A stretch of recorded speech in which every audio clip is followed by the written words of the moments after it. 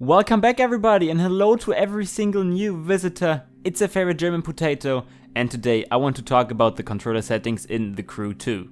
I'm not only showing you my controller settings, no, I'm also explaining you why I changed them and what all those settings mean. So stick with me for some useful insight. In the beginning, let me tell you that those controller settings in The Crew 2 work way better than The Crew 1. But hey, there's always space to improve, right? So I think that everybody knows what gearbox, cockpit camera animation and vibration means, so we definitely want to skip those ones. Let's start with the steering linearity, which is set to 50% stock, which means we have an even level of input from the controller to the game. A negative linearity would reduce the sensitivity around the center of the controller, making finer adjustments way easier. So if we would lower this value now. A positive setting, on the other hand, would increase the sensitivity.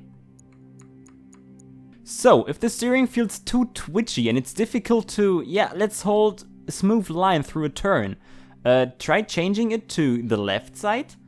And if it feels something like sluggish, then, well, move it to the positive side.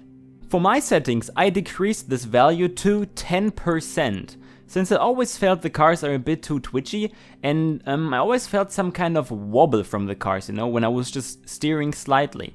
So reduce it, and yeah, the cars feel more stable. And this leads us straight to the steering dead zone, which is also a very, very important setting here. Adding a dead zone, and let's say increasing this value like I'm doing right now, creates a range, respectively an area where input is ignored. It affects how much you need to press the stick of your controller before input is detected. In other words, the higher this value, the higher this dead zone number, the later the car turns. I always choose a very low value for the steering dead zone, since I want the car to steer when I'm steering, when I'm pressing it. In my opinion, it just feels more comprehensible. Be aware guys, if the stick of your controller is worn out slightly, don't use 0% here, since the car will turn to the left and to the right on straights. So don't do this. When we talk about the throttle dead zone and the brake dead zone, I actually don't have to tell you that much anymore, since it's the same theory, so use a very low value and you're going to be happy. And now we come to the very interesting mystery, which is called steering clamping, throttle clamping and brake clamping. The Crew 2 is the first game which is using this word for controller settings, I think. Clamping. So I'm not 100% sure about those settings, actually, especially about the theory behind it. So tell me in the comment section, guys, if you know what this means. I was actually switching between different settings for more than 3 hours today, especially throttle and brake clamping didn't make a difference in my opinion, so just keep this value.